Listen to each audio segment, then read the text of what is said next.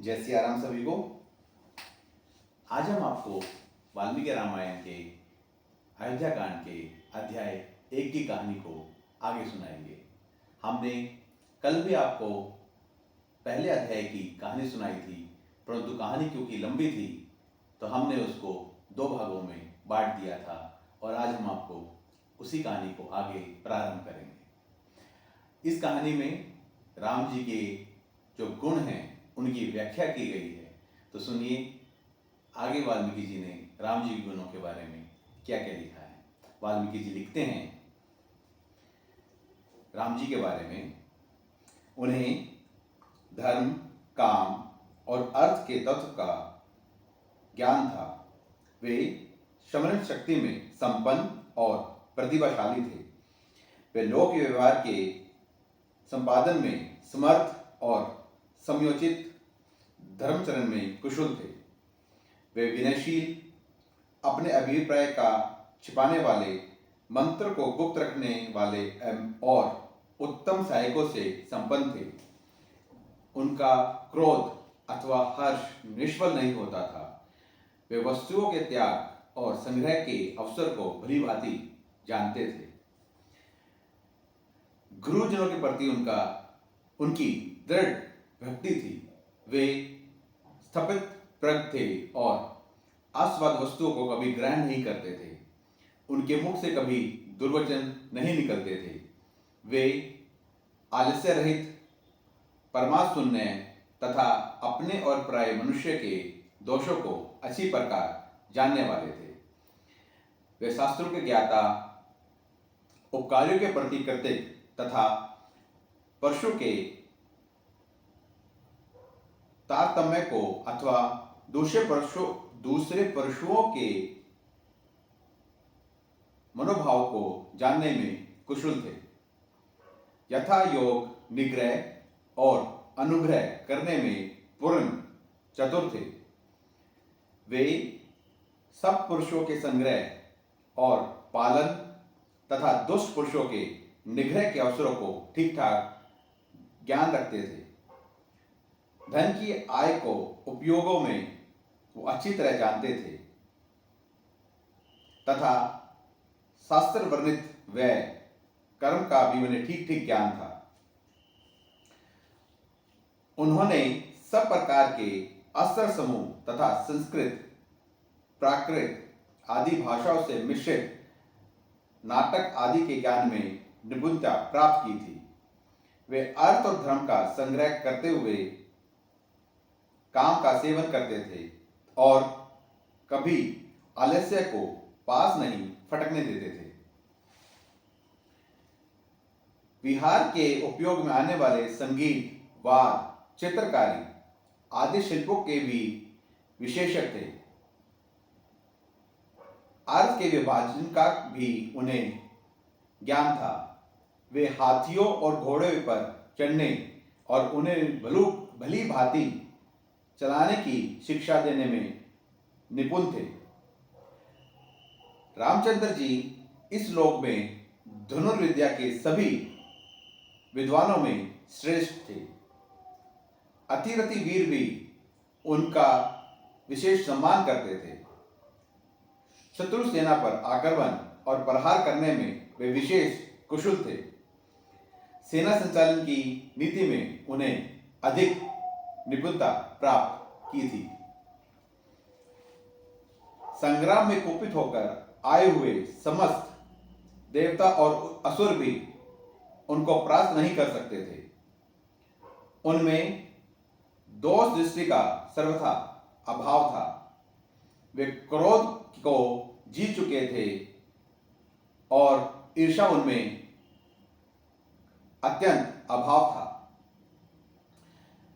किसी भी प्राणी के मन में उनके प्रति अवहेलना का भाव नहीं था। वे काल के वश में होकर उसके पीछे पीछे चलने वाले नहीं थे। इस प्रकार उत्तम गुणों से युक्त होने के कारण राजकुमार श्री राम समस्त प्रजा तथा तीनों लोकों के प्राणियों के आदरणीय थे। वे अपने क्षमा संबंधी गुणों के द्वारा पृथ्वी की समानता करते थे। बुद्धि में बृहस्पति और बल पराक्रम में सचिपति इंद्र के तुल्य थे। जैसे सूर्यदेव अपनी किरणों से प्रकाशित होते हैं, उसी प्रकार श्री रामचंद्र जी समस्त प्रजा के प्रिय लगने वाले तथा पिता की प्रीति बढ़ाने वाले सद्गुणों से सुशोभित होते थे। ऐसे सदाचार संपन्न, अजय प्रकर्मी और लोकपाल को सम्मान तेजस्वी श्री रामचंद्र जी को पृथ्वी ने अपना स्वामी बनाने की कामना की थी। अपने पुत्र श्री राम को अनेक अनुपम गुणों से युक्त देखकर शत्रुओं को संताप देने वाले राजा दशरथ ने मन ही मन कुछ विचार करना आरंभ किया।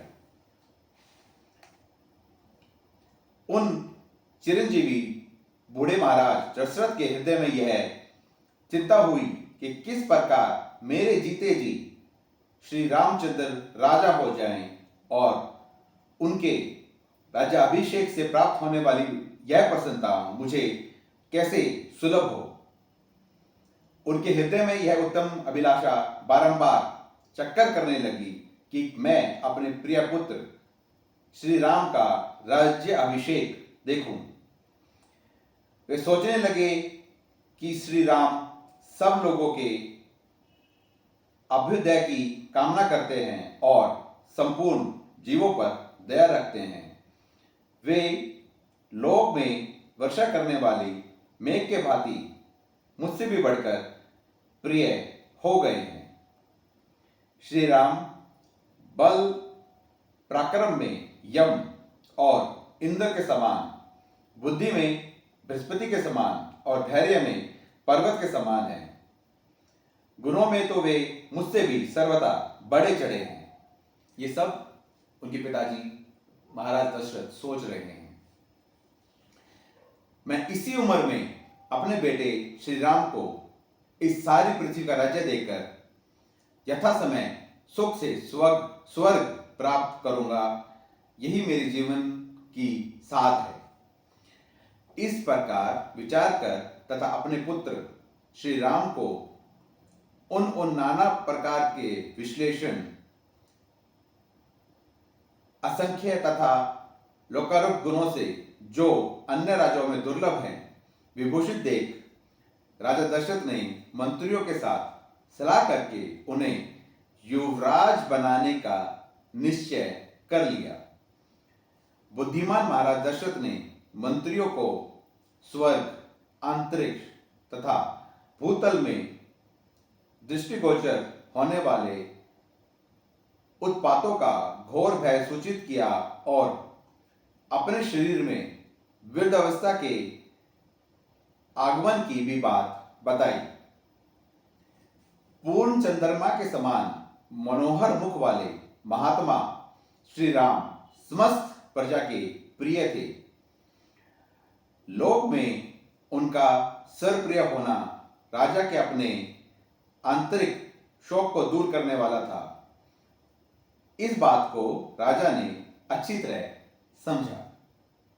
तदंतर उपयुक्त समय आने पर धर्मात्मा राजा दशरथ ने अपने और प्रजा के कल्याण के लिए मंत्रियों को श्री राम के राज्याभिषेक के लिए शीघ्र तैयारी करने की आज्ञा दी। इस उतावली में उनके हृदय का प्रेम और प्रजा का अनुराग भी कारण था। उन भोपाल ने भिन्न भिन्न नगरों में निवास करने वाले प्रधान पुरुषों तथा अन्य जनपदों के समस्त राजाओं को मंत्री द्वारा अयोध्या में बुलवा लिया। उन सबको ठहरने के लिए घर देकर नाना प्रकार के आभूषणों द्वारा उनका यथा योग सत्कार किया। तत्पश्चात स्वयं ही अलंकृत होकर राजा दशरथ उन सबके उसी प्रकार मिले जैसे प्रजापति ब्रह्मा प्रजा वर्ग से मिलते हैं।